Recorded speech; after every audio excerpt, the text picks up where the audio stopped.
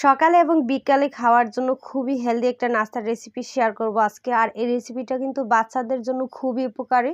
আপনারা চাইলে সকালে বা বিকেলে বাচ্চাদেরকে এটা দিতে পারেন। চলুন তাহলে। এই হেলদি রেসিপিটা বানানোর জন্য প্রথমে আমাদের লাগবে হচ্ছে চিড়ে। আর চিড়ে কিন্তু আমাদের শরীরের জন্য খুবই উপকারী। এখানে প্রত্যেকটা উপকরণই আমাদের শরীরের জন্য খুবই উপকারী। লাগবে হচ্ছে মিষ্টি দই, আর লাগবে হচ্ছে দুধ। আমি নিয়েছি কিশমিশ, খেজুর, নিয়েছি কলা, আর নিয়েছি চিনি।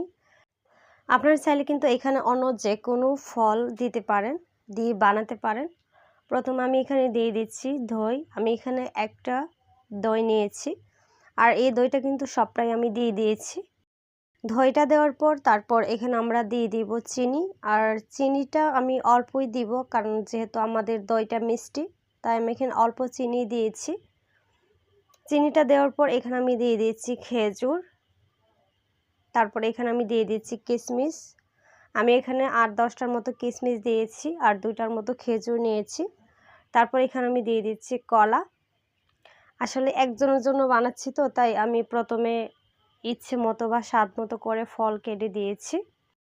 আপনারা চাইলে কিন্তু আরও কম বেশি ফল এখানে দিয়ে তারপরে বানাতে পারবেন। তারপর এখানে আমি দিয়ে দিচ্ছি স্বাদ মতো লবণ, আর লবণটা কিন্তু অবশ্যই অ্যাড করবেন।